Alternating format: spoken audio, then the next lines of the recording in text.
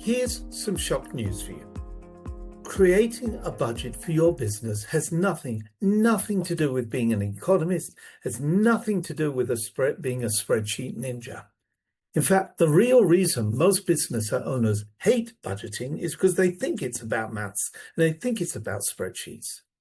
The real good news, it's not.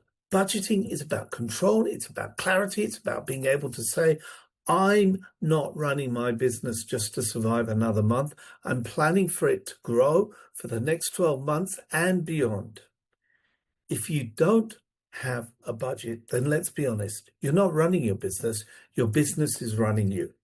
So today, I'm going to show you exactly how 5 core components can help you build a simple, practical, high-impact budget, one that gives you real decisions, real confidence, and real growth.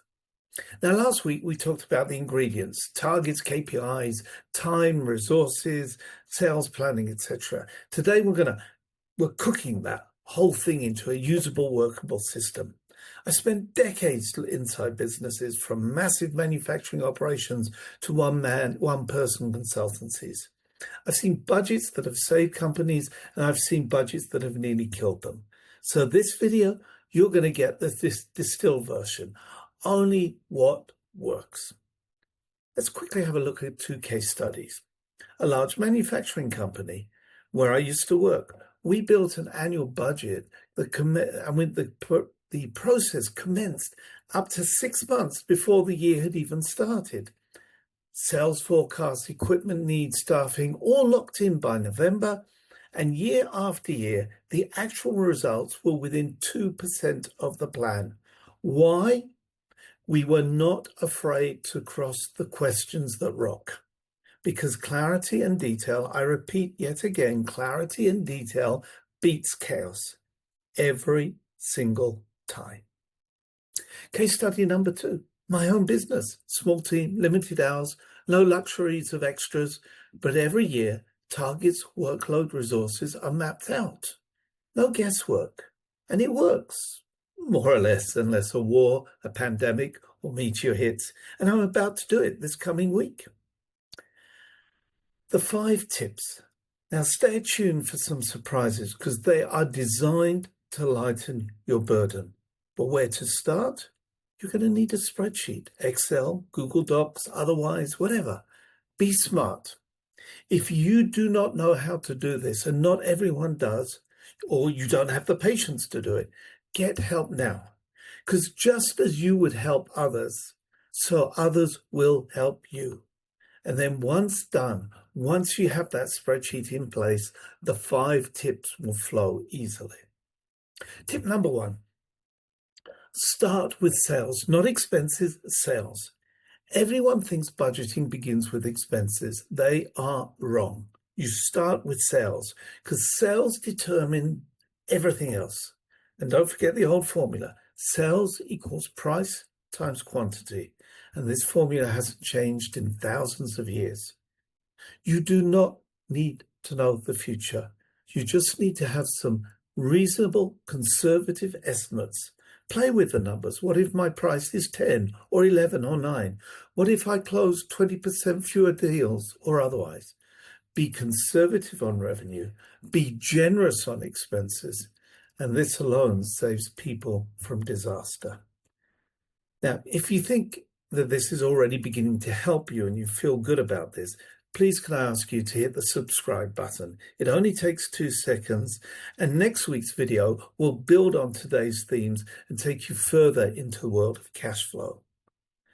Tip number 2, group your costs into buckets. Don't just list expenses one by one like a shopping list. Group them into categories. This makes your budget readable, manageable, and predictable. So, for example, facilities, you've got rent, electricity, municipal rates, and similar. Transport costs, car costs, fuel, insurance, repairs. Marketing, ads, freelancers, agency retainers, professional services, legal, accounting, insurance. And of course, there's always miscellaneous like bank fees and licenses and supplies or whatever. If you're a consultant or a therapist, most of these costs are fixed They don't change very significantly from month to month. If you're a manufacturer, you add in two big variable categories: raw materials and production wages. Variable costs rise or change accordingly with sales. Fixed costs don't. That distinction matters. Tip number 3, build a 12-month forward plan, not a week, not a month, 12 months. This forces you into long-term thinking. Don't be afraid. You will expose those bottlenecks that you did not know you had, and we all have them. Every big, even small, big, medium businesses, they all have them. This shows you when you're going to need extra cash or less cash, extra staff, less staff, etc.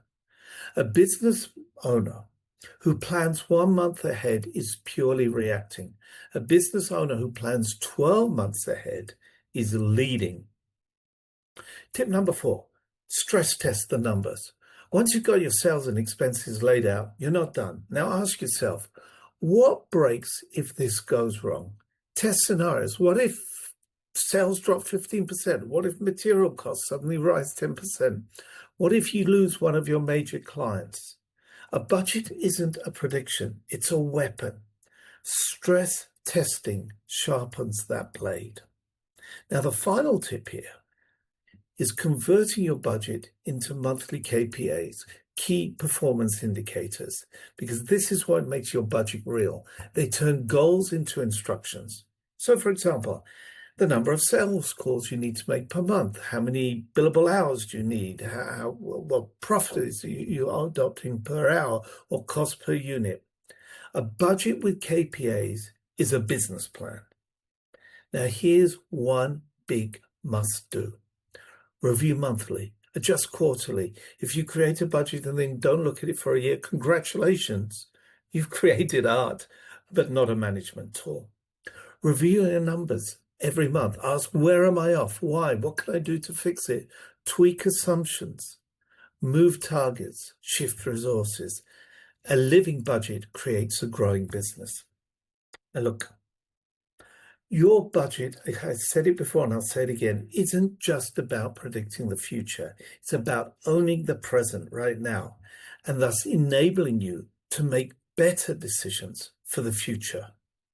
If you know your numbers, you control your decisions. If you control your decisions, you control your growth. If you control your growth, you're not surviving, you're scaling upwards. That's why we budget. That's why budgeting matters. Next week, we're going to take a deeper dive. I'm going to show you exactly how to build a cash flow projection. The one tool that stopped maybe 90% of small businesses eliminating those end-of-month surprises, and it gets rid of all that quick panic stuff. If you want real control over your business, don't miss it. Meanwhile, pop back to review last week's video. I appreciate you taking the time to get this far, and I look forward to seeing you next time.